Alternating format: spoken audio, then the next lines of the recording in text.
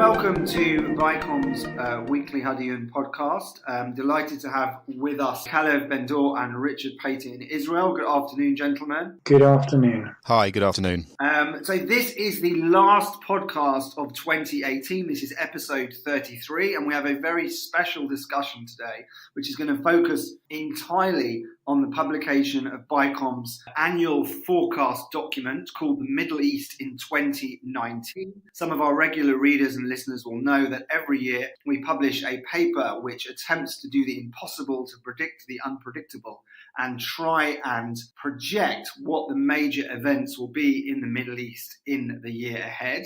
And Calev Ben-Dor, who is the lead author on this paper, has been holding discussions with the BICOM team and others, diplomats and security officials from a number of countries, to try and hone it down into a series of firm predictions to decide what will happen next year. And Calev, you've enjoyed the process, haven't you? Very much so. And I know you love prediction and coming up with very, very firm ideas of what's going to happen in the year ahead. And our listeners and readers will be amused to know that there is a long process of discussions that take place in the BICOM team where we go backwards and forwards about things that we think will happen or won't happen and how much we really want to predict. And last year, we got a few right and a few wrong. But I think one of the major ones that we got right last year was that there would be a direct confrontation militarily between Iran and Israel in Syria, which happened over a period of months, but most notably in May, when missiles were fired by Iran into Israel. We also predicted that Turkey would invade northern Syria, and we correctly predicted that the US would leave the Iran nuclear deal. So for this year, I think we should start off by talking about Iran and Syria and Iran and Hezbollah.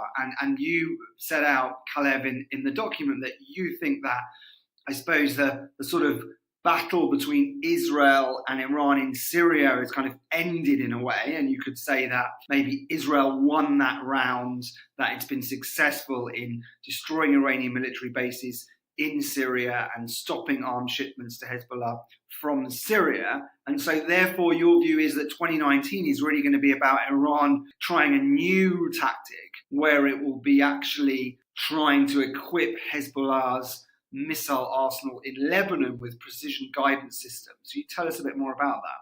Yeah, I think that's very true. In many ways, Israel did win the clash of strategic logics in Syria between Israel and Iran. And in fact, part of that was actually the downing of the Russian plane, which in many ways was a disaster, but I think it also caused Russia to try and calm what was going on over the skies in Syria. So I think they said to the Israelis, you've got to cut it out, but they also said to the Iranians, stop doing all of this in Syria. And what that led to was Iran trying to move the focus of its operations from Syria, where Israel can strike quite easily, into Lebanon, where it's significantly harder to bomb and to fly over.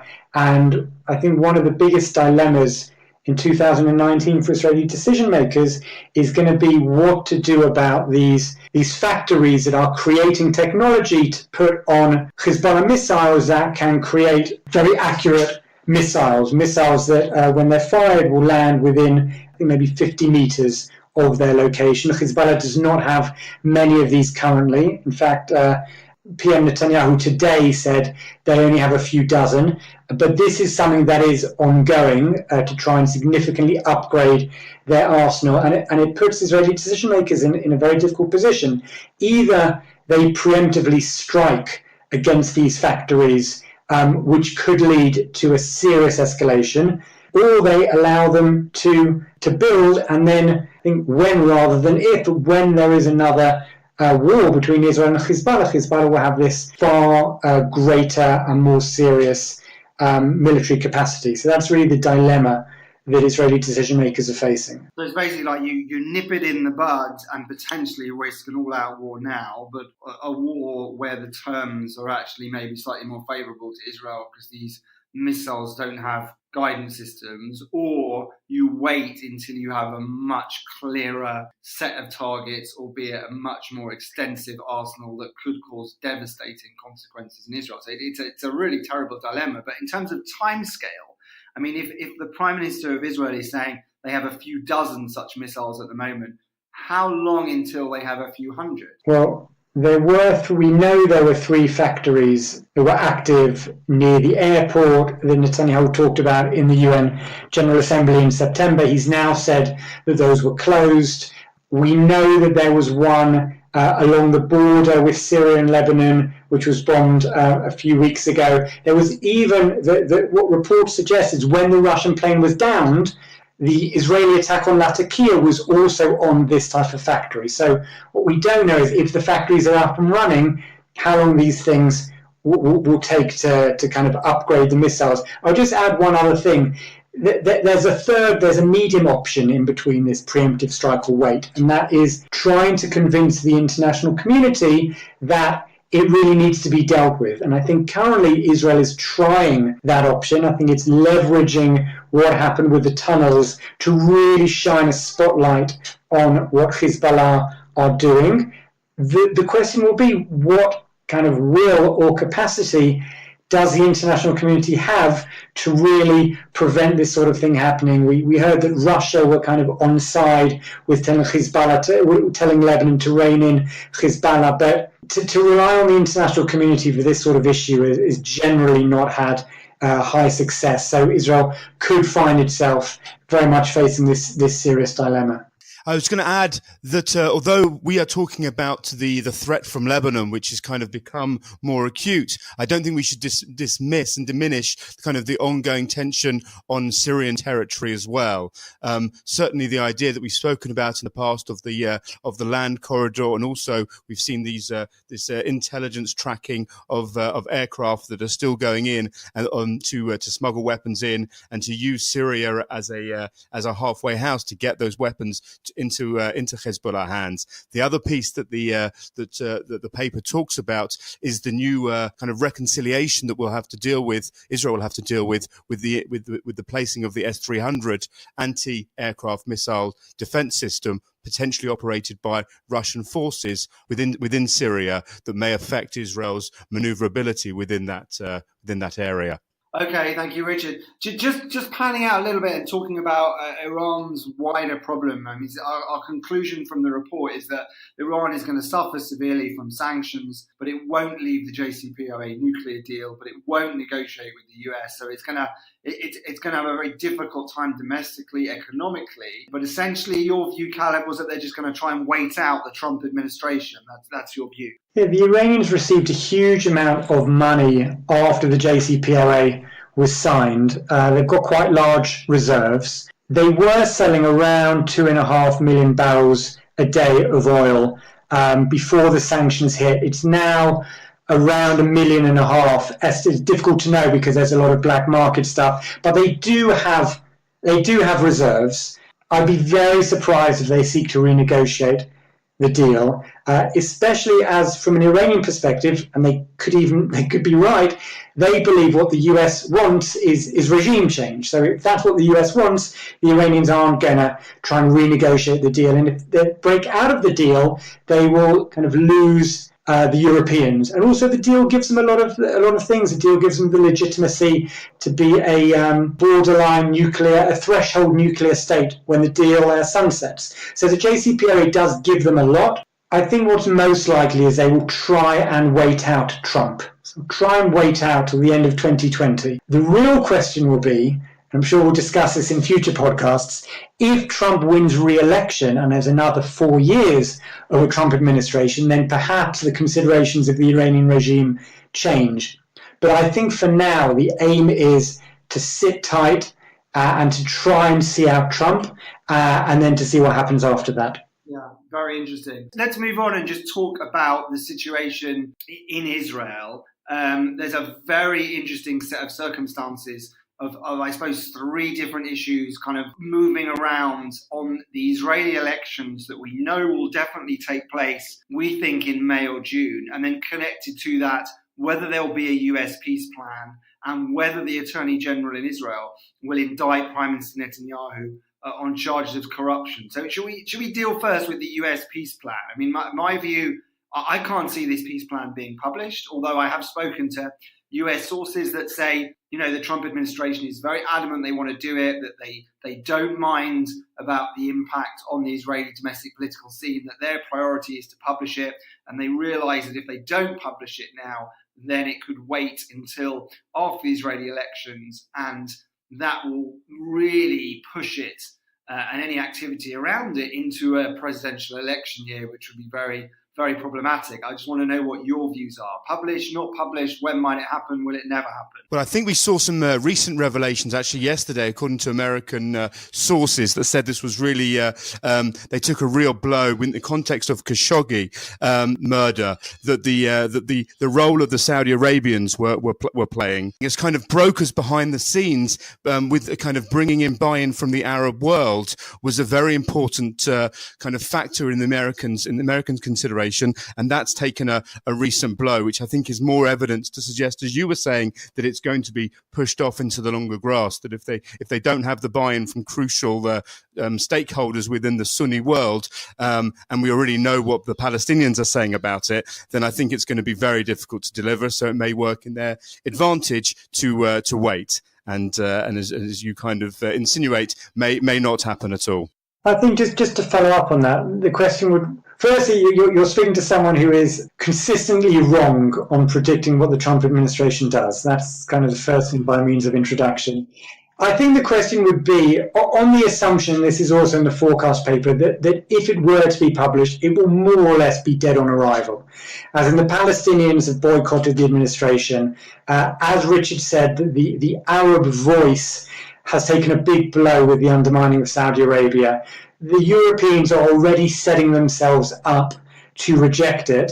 And something that I don't think we speak about enough is that the current Israeli government will almost certainly have big issues also with the plan. So in light of all of that, the question really would be, what is better? To kick it into the long grass and say it needs to be postponed, or to publish it and for it to be dead on arrival? Neither are great options, but James, I think you're right in terms of the window. 2020 is far from ideal.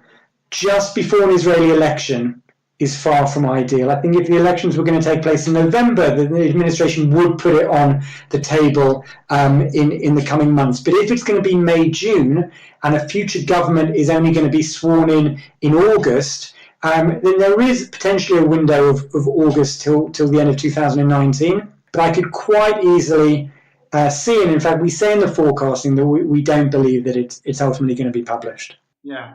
And then linked to that is this issue of the timing of the Israeli election. And we thought, like many people, that there might be an election this year. Indeed, we said that in our paper last year. Didn't happen, although it almost happened. We're looking now at an election being called in February, March, and that taking place because of the Israeli campaign period lasting all that very long period of 3 months, that the election would be in May or June. So really, I suppose the question is, what happens with the Attorney General and his indictment? And my view, which I know you disagree with, is I can't see him publishing it before the election because he's got so much potentially still to do, to review all this paperwork, etc. They've said it will be in the first quarter of 2019, but if the election is called in February or March, then he may not have finished it by then. But I know you've got a slightly different view, Calev. Well, in the paper, we talk about 4 things that could influence the election. The first, which we've touched on, is the Trump peace plan. We don't know if it's going to be published or not, but that if it were to be, that would shape the election period. The second one is the security situation. Netanyahu has, for many years, described himself as Mr. Security. A lot of the Israeli public but buy into that. But there are serious situations in Gaza. There are increasingly serious situations on the West Bank. And he's now the defense minister. So he has complete responsibility for all of this. And another issue that will shape the elections is what's going on the ground. A third thing we said was whether a charismatic character will come in from the outside, or someone who will be able to unite the left or the centre-left, someone like, for example, Benny Gantz, the former chief of staff, and how that might affect things. And the fourth component is an indictment. Again, what people say here is that Mandelblit will make a recommendation in March, April time, or the first quarter of the year. To me, what's interesting is we don't even know how that will affect voting patterns, as in after the police made their recommendations, Likud actually went up in popularity. So my feeling is there will be a decision before the elections, and I think the opposition and others will demand that the public go into the election knowing what Netanyahu is accused of. But it's not necessarily clear that a significant indictment on bribery, fraud, and breach of trust would necessarily undermine Netanyahu's numbers in the polls. Well, it may not undermine his numbers in the polls, but surely his opponents then use that as a way to shift alliances. And can you not see a situation where, once he's vulnerable, once there's a possibility in the future that he may end up having to do a plea bargain to avoid prison, that Likud rivals will try and outmaneuver him, that there will be parties that might try and take the opportunity to be the first to say they wouldn't serve in a coalition, etc. I mean, it will definitely transform the existing alliances in Israeli politics, because Prime Minister Netanyahu, who may be indicted, is definitely a very different proposition to someone whom the Attorney General has said should be indicted. I was just going to add, I mean, I share your view, James, that I think the Attorney General has shown us until now that he's in no hurry at all to publish the recommendations, and so seem to think that it will be longer. I think, but I'm not sure I agree with your last comment that that will be the changer, certainly within the existing coalition partners. I don't think that most of them, the quote unquote, the natural allies of Netanyahu, there's a lot being made of in the last few weeks with the fragility of the government, about not bringing down a right-wing government, and a lot of that would be echoed again in the same context that if the Prime Minister Netanyahu goes into the campaign as the leading candidate of the right wing, as a candidate for Prime Minister, that you don't diminish that power, you don't break the block by ruling him out. And so I don't think they'll have those same scruples that perhaps parties on the centre and the centre left will be more comfortable to say anyone but Netanyahu, so to speak. Right, understood.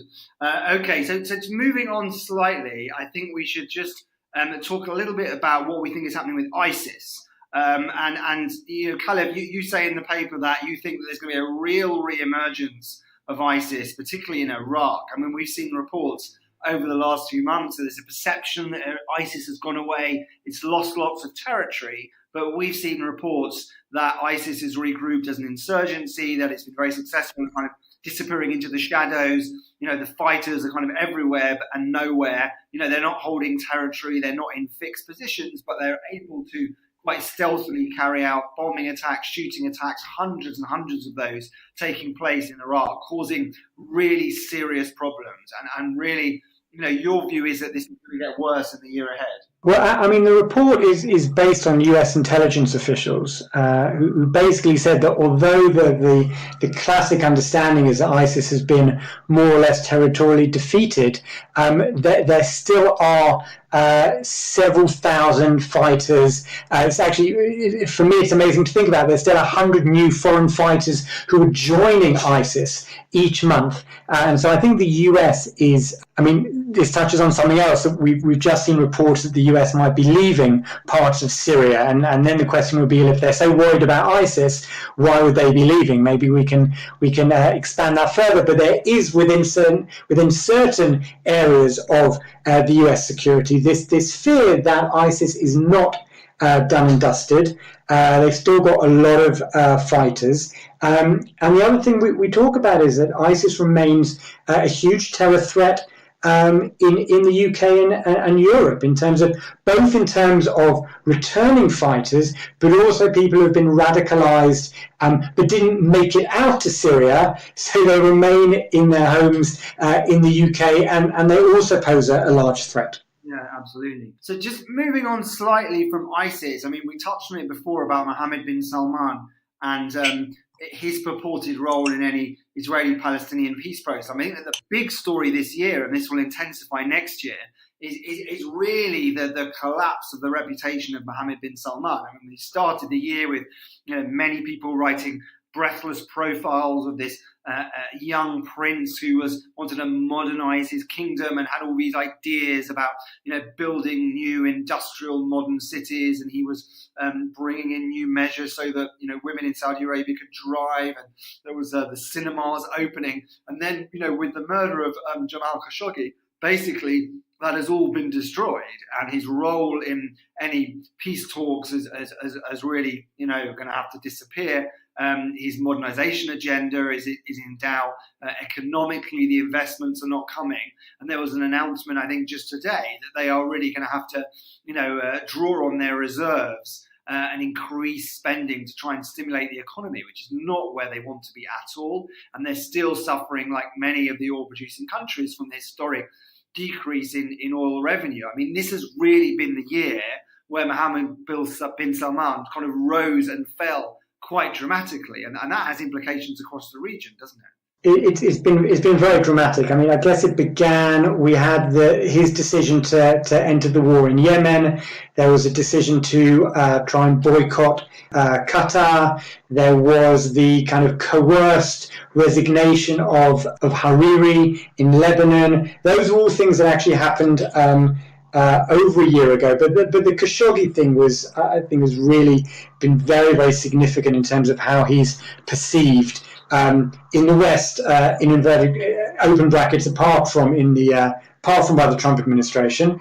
But I think the other really significant thing is that this is the first time, if he becomes king, this will be the first time that the crown has been passed from father to son rather than from brother to brother. And so you have a situation where the next king of Saudi Arabia could be there for a good 40 years. And I think a lot of hope was pinned on MBS as this modernizer, but a lot of decisions he's made have been severely questioned. And I think in terms of an Israeli-Palestinian perspective, the hope was that MBS could basically bring the Arab voice together, and they could go to Abbas and they could more or less coerce him to say yes, and then all of that could be brought to Israel. But that whole outside-in idea, the fact you can get the Arab states on board and then they'll bring the Palestinians, I think has collapsed. I'll just say one other thing, which is a completely contradictory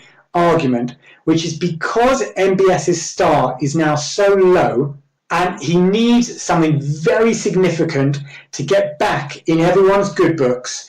There is an argument, which I think is unlikely, but there is an argument that he will have some sort of public meeting with Netanyahu or with another Israeli to basically get on everyone's good side again. I don't think it's likely, although it is possible. Another option is he could be the big peacemaker in Yemen in 2019. So there is this argument that MBS needs to do something very significant to restore some of the confidence people had in him. But yes, you're right, 2019 was a disastrous year for him.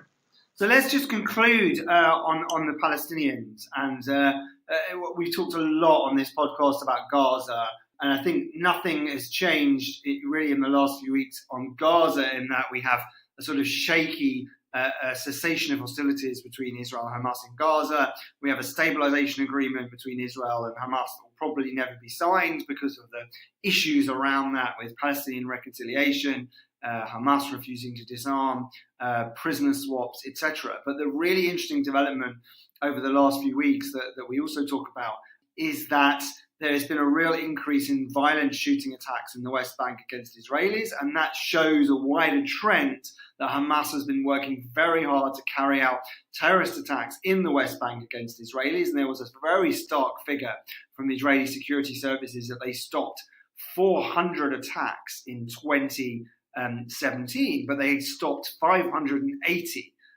in 2018, which is a very significant increase. And they've seen a very significant increase in Hamas cells that they have arrested. So there's a real push there, isn't there, from Hamas to carry out more attacks in the West Bank, and we expect to see more of that, don't we, in the year ahead?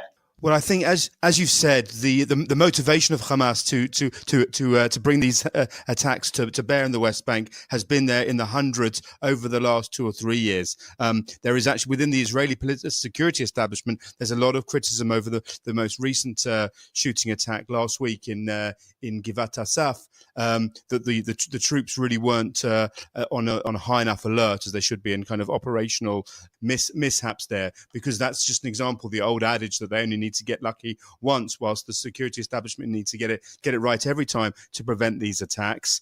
Netanyahu said last week that it can't be the case where they've reached a sort of understanding over in Gaza, but they're reshifting their focus to violence in the West Bank. And I think the other question to come in 2019 will be, we've seen 2 deliveries of these suitcases of cash from the Qataris.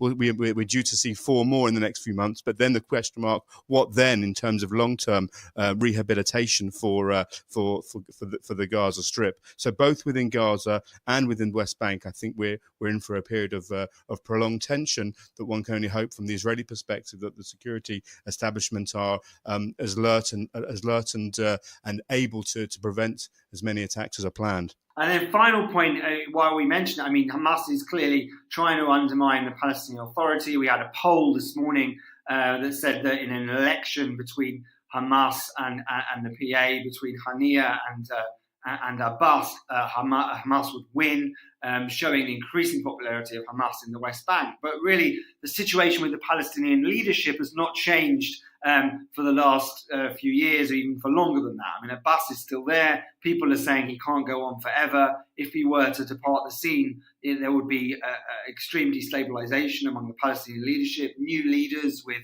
legitimacy deficits that might seek a more extreme position vis-a-vis Israel. But really nothing is changing for now. Do you agree, gentlemen? I think the succession crisis, which we don't know when it will happen, but we know it will happen at some stage, whether in 2019 or afterwards, is really going to be a significant challenge for everyone involved. For the Palestinians, for the PA, certainly for Israel, for the international community. Abbas holds 3 titles. He's chairman of the PLO, he's head of Fatah, and he's also president of the Palestinian Authority. And it's unclear whether anyone who replaces him will be able to hold all of those, or whether it will be divided up. I think the fear in Israel is that Abbas, despite what people perceive as his many faults, is committed to negotiations over violent resistance, and is also very committed to security coordination with Israel, despite it being increasingly unpopular on the Palestinian street. And I think the fear is that whoever, whether it's one person or 3, takes over from him, both of those things will be under question, and that's a big fear, I think, in Israel, as well as a serious threat of instability on the ground. And I think Hamas, which long-term plan is to lead the Palestinian national movement, is also waiting for an after Abbas situation.